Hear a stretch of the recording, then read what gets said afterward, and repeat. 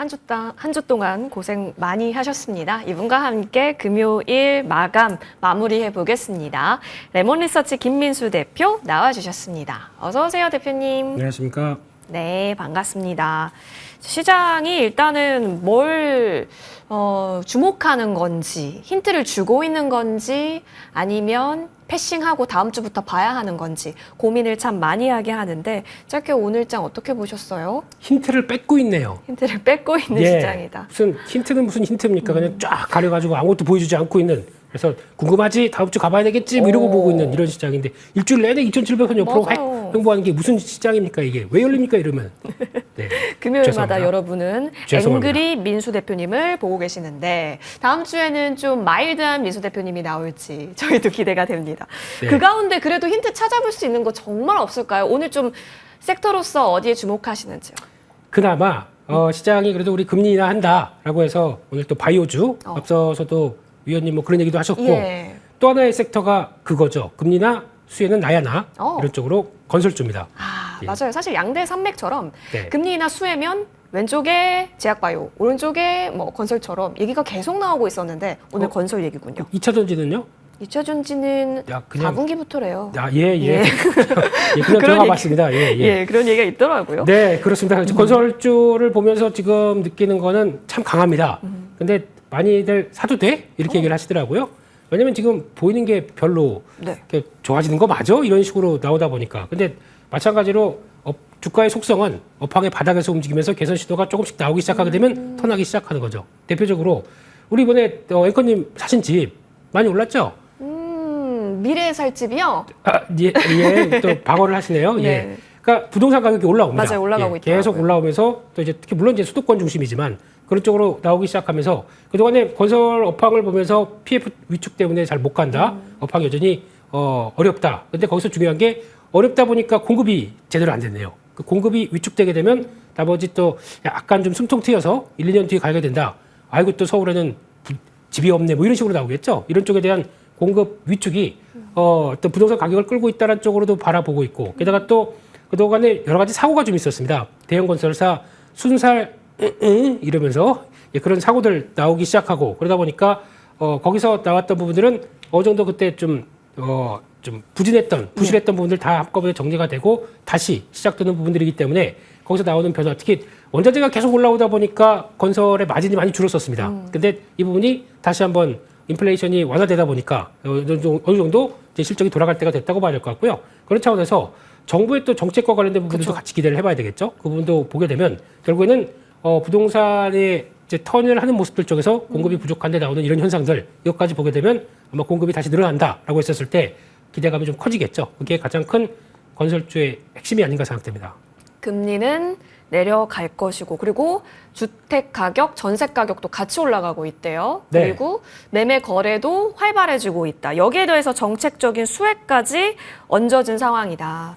대표님 이번에 그 8.8 부동산 대책 나왔는데 네. 사실 골자가 그린벨트 해제니까 말씀해 주신 대로 공급 확대 쪽에 있어서 그러면 기회 요인 확실하게 이쪽에는 조금 더 힘이 있다라고 보세요. 아무래도 정책 드라이브가 걸리면 더 강하게 우리가 받아들일 수 있는 거 아닐까 싶긴 한데요. 네, 예전 정부 같은 경우는 부동산을 이제 케어를 할 때 가장 핵심이 누르는 거였습니다. 뭐 무슨 세금 그리고 또 법적인 규제 이런 걸 통해서 눌렀는데 이번 그거보다는 좀 더 공급을 늘리게 되면 당연히 자연스럽게 수요 공급 쪽에서 공급이 늘어나면서 부동산 가격이 안정되지 않게 되냐 이쪽에 포인트를 맞추게 되면은 공급이 늘어나게 되면 건설사가 할 일이 더 많아진다는 얘기겠죠. 그 아파트부터 더 많이 짓습니다. 그러면 짓는 데 들어가는 여러 가지 변화를 본다라고 하게 되면 이것도 가장 중요한 실적의 하나의 단초가 될 수 있겠다라고 봐야 될 것 같고요. 이게 미국도 마찬가지입니다. 해리스 후보가 300만 호 짓는다 그러죠? 네. 그러면 저희도 혹시나 기댈 거 없나? 혹시 건자재 쪽이나 아니면 뭐 보일러 쪽이나 거기 나갈 수 있는 종목들 또 없나? 이렇게 보면 또 그것도 하나의 투자 아이디어가 되겠죠? 그런 쪽에서 가장 중요한 거는 또 지금 건설주가 말씀드렸던 것처럼 정책적인 수혜와 함께 움직였을 때 그럼 이게 올라가도 돼? 좀 부실이 없어? 물론 PF에 관련된 얘기들 또 세세히 보게 되면은 아직 그렇게 완전하게 아직이죠. 해결되지는 않았다고 생각해도 그걸 감안한 상황이라고 하더라도 이 정도의 저평가 흐름들을 보인다. 보게 되면 대부분의 건설사가 무슨 PBR이 0.3배, 0.4배 막 이렇지 않습니까? 거기서 실적이 그렇다고 아예 적자가 난 것도 아니고요. 그렇게 되면은 변화 요인들이 들어온다라고 했었을 때 바닥권이 탈피되는 과정들 이걸 좀 계속 지켜보셔야 될 것 같습니다. 맞아요. 대표 저 PBR 관련해서 건설 빼놓을 수가 없었는데 뭐 PF 부실 우려 있지만 그걸 감안해도 최근 들어서 수급 유입에 있어서 유의미성을 찾아볼 수 있다. 진짜 52주 신고가 계속 만들어내는 쪽이 건설에서 나타나고 있다라는 겁니다. 그러면 대표님 네. 리츠나 네. 건자재 쪽까지 확대시켜서 봐도 괜찮아요? 그러니까 가져왔겠죠. 오. 네. 그러니까 가져왔겠죠. 예. 리츠 쪽도 보시는 게 좋을 것 같은 게 보통 요즘 시장에서 보게 되면은 금리 인하기에 리츠 시장이 더 활발해진다라고 얘기를 하고 있죠. 근데 한국 부동산 시장의 특성이 어느 정도 다 세팅이 되면서 움직이는 경향들이 많아서 사무실 공실이 의외로 많이 없습니다. 그만큼 또 임대료도 계속 올라갔고요. 그러다 보니까 거기서 그러면 또 계속 그런 걸 바라보면서 움직이는 리츠 회사들이 금리가 떨어진다 그러면 리파이낸싱이 들어가겠죠. 그래서 금리를 낮게 조달해서 또 이걸 끌어낸다라고 하게 되면 또 금리 인하까지 되는데 배당은 또 높다. 그럼 부각을 받겠죠. 그런 관점 쪽에서 중기적으로는 계속 관심 있게 봐야 될 것 같고 건자재도 마찬가지입니다. 건자재도 아까 말씀드렸듯이 가격들이 그 원자재 들어가는 부분들이 떨어지는데 가격은 그대로 유지가 돼 있다. 그러면 마진이 더 높아지겠죠. 그쵸. 거기다가 QA 확대, 건설사들의 QA 확대가 나온다. 그러면 이게 또 좋아지는 부분들까지 나온다라고 했었을 때 수익성이 좋아질 수 있는 부분들도 체크를 해야 될 것 같습니다.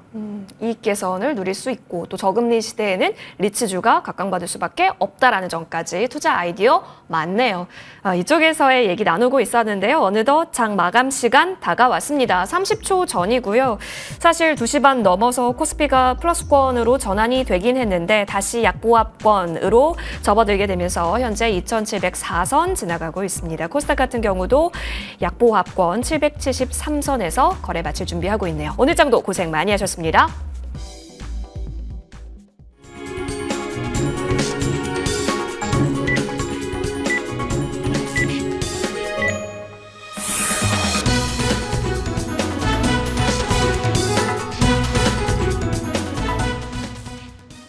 네, 그래도 내리는 종목의 수가 조금은 줄어들면서 오늘 장 마친 것으로 확인이 됩니다. 한 1,800여 개가 내렸다가 지금은 한 1,500여 개 종목 내리는 수치가 확인이 되고 있고요. 오늘 같은 경우에 있어서도 신규 상장주가 답이었던 걸까 싶었다가 결국에는 또 다시 한번 변동성을 경험하게 하는 오늘 장의 모습이 어제와 비슷하게 나타났습니다. 어제도 오늘도 잭슨홀 관련해서 지금 경계감이 짙다. 이벤트 대응 구간이다라는 심리가 반영이 되고 있습니다. 확실히 진단 키트 쪽이라든지 코로나 치료제, 엠폭스 관련해서는 좀 오늘 많이 흔들렸는데요. 이와 반면에 일부 유한양의 알테오젠 그리고 비만 치료제 쪽에서 DXVX의 급등 상한가 마감인가요? 그 부분까지 확인하면서 갑자기 또 올라서는 부분도 있었고요.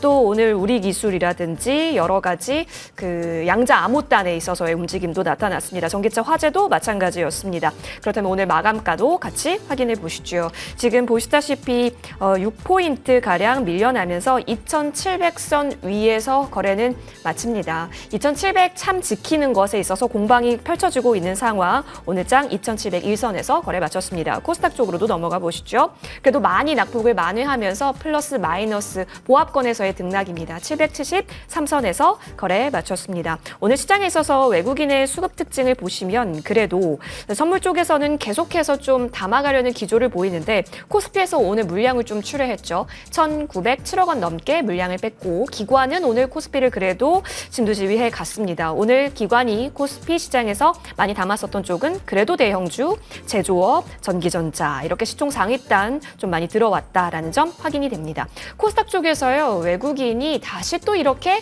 담습니다. 원래 양매도 포지션 보였다가 외국인이 다시 드라마틱하게 코스닥 쪽을 담네요. 1,000억 원 넘게 들어왔고 코스닥 시장에서 외국인이 담았었던 쪽 제약 쪽도 보이고요. 의료 정밀이라든지 기타 서비스가 확인되고 있습니다.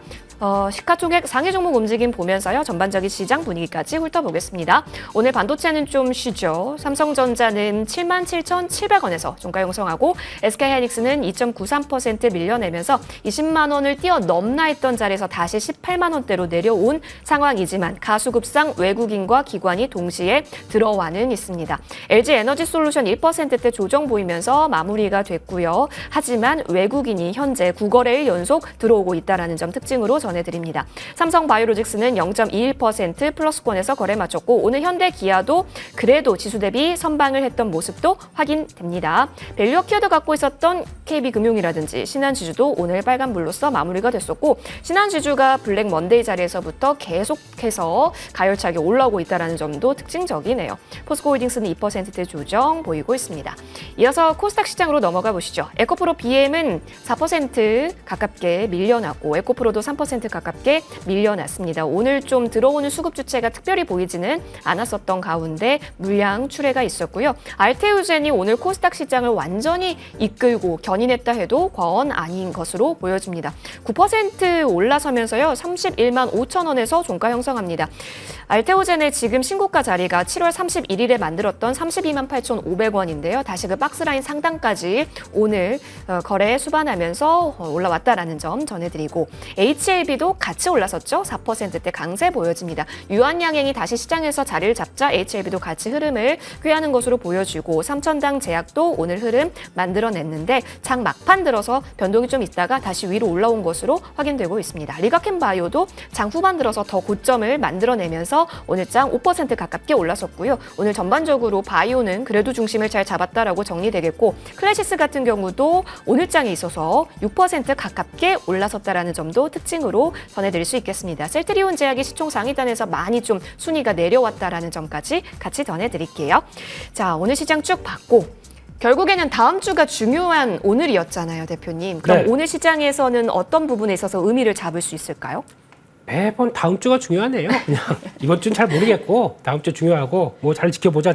예. 또 지나가면 그 다음 주가 뭐 나오는지 아십니까? 고용지표 지켜보자 그럴 거고요. 또 그 다음 주 가면은 FMC 봐야 될 거고 그렇죠. 그다음에 또 추석 CPI, PC. 다 잘하시네요. 예. 네. 추석. 보다 다 끝나겠네요. 예. 근데 중요한 거는 그래도 오늘 미국 시장 대비해선 그나마 선방했다고 볼 수 있을 것 같습니다. 근데 선방한 게 다고요. 방향성은 전혀 없었다고 봐야 되겠죠. 그런 쪽에서 관망세가 여전히 뚜렷했다고 볼 수 있는데 장중에 플러스 한번 보여준 거 그냥 만족해라 이런 네. 시장인 것 같고요. 거기다가 외국인들 선물 매수가 들어오는데 막판에 보니까 또 주식은 다 또 팔았네요. 외국인들이 매도가 좀 커졌다는 것들 그냥 뭐 오늘 잭슨을 보고 결정하겠습니다. 그런 쪽 봐야 될 것 같고 오늘 또 의외로 시장에서 강했던 섹터 반도체 2차전지 쪽들 약하고 어제까지만 해도 강했던 2차전지 힘이 없고요. 그러다 보니까 둘 중에 힘이 약하다 그러면 바로 바이오가 또 나오는 현상이겠죠. 그런 쪽에서 약간 수단매 싸움들 계속 이어지는 것 같고요. 그런 쪽에서 또 그래도 오늘 말씀드렸던 뭐 건설이나 또 화장품 쪽 이런 쪽도 선방을 했다라고 보고 있는데 시총 상위 종목들 코스피나 코스닥을 보게 되면 그래도 코스닥 쪽이 조금 낫나라는 생각이 들고 있는데 그래도 2차전지 또 상위 종목들 힘 빠지게 되면 왠지 좀 그렇죠. 그래서 지금 일단 바라보는 부분들이 그렇게 뭐 기분이 신나서 이제 바라보는 거는 좀 아니다. 뭐 지켰으니까 다음 주를 한번 기대해 보지. 예, 그냥 일단 그렇게 그냥 좀 차분하게 봐야 될 것 같습니다. 네. 진짜 금요일이라서 그럴 수도 있는데 또 오늘 그 일에 주목해야 돼서 그럴 수도 있습니다. 자, 그런 관점에서 저희가 주목할 수 있는 쪽 건설 얘기하고 있었기 때문에 이어가면 좋겠습니다. 자, 그러면 대표님 다시 본론으로 돌아와서 건설주에 대한 전략은 지금부터 어떻게 볼까인데 좀 긴 호흡으로 보여도 괜찮은가요? 네, 지금은 중기 관점으로 보시는 게 좋겠다고 생각되고 있고, 예, 중기 관점이면 항상 차트가 이쁜데 그래서 막 따라가시면 안 됩니다. 그런 것보다 이쪽 섹터 한번 노려야지 그러면 약간 좀 주춤했을 때 또 흔들렸을 때 보시는 게 좋겠다고 봐야 될 것 같고 말씀드렸듯이 매크로 지표 또 계속 눈여겨봐야 되겠죠. 혹시나 뭐 또 미국에서 얘기하는 B컷 뭐 이런 식으로 또 이제 50bp 인하 식으로 이렇게 성큼성큼 다가온다. 그럼 금리 인하가 빨라지게 되면 국내에서도 약간 기대감이 더 생기겠죠. 그러면 그런 쪽에서도 한번 체크를 하면 수혜일 수가 있기 때문에 이런 거 한번 보셨으면 좋겠고요. 게다가 또 중기적으로 바닥을 만들어진 다음에 이제 움직이다 보니까 또 이제 예전에 또 손절하는 매물들이 나올 수가 있겠죠. 그런 것들 다 소화하면서 움직인다라고 하게 되면 어떤 V자식으로 쭉 올라가는 것보다 계속 또 받고 움직이고 하는 과정들을 한번 더 보시면서 체크하시는 게 더 맞지 않나 그렇게 봐야 될 것 같습니다. 금리 인하 기조가 조금 더 확인 과정이 남아 있기 때문에 지금 건설주를 바라보는 애티튜드는 준비 과정으로서 확인해 보겠습니다. 종목으로 넘어가 볼게요. 그러면 이 가운데 좀 우리가 그래도 이 속에서 좀 보자. 추세가 살아있는 쪽으로 보실지 아니면 안정적인 쪽으로 보실지 궁금한데요. 다 보고 싶은데요. 다 보고 싶어요? 네, 돈 되면 다 보고 싶은데 일단 중요한 거는 이런 상황 쪽에서 아까 잠깐 말씀드렸던 리츠 쪽이나 그리고 또 건자재 쪽 이쪽도 같이 챙겨보는 게 맞겠다고 보게 되면 건설주는 일단 뭐 대장주는 HDC 현대산업개발이 그죠. 자리 예. 차지하는 것 같습니다. 그런 쪽에서 나머지 종목들이 움직인다 그러면 뭐 GS건설 정도 이렇게 같이 약간 보조를 맞추는 정도라고 봐야 될 것 같고요. 건자재 쪽은 아직 그렇게 크게 움직이는 게 별로 없습니다. 그렇기 때문에 이쪽이 좀 더 도움이 되지 않을까 싶어서 건자재 쪽의 벽산 한번 말씀드리고 싶고요. 이 회사는 다 아신 것처럼 이름 벽입니다.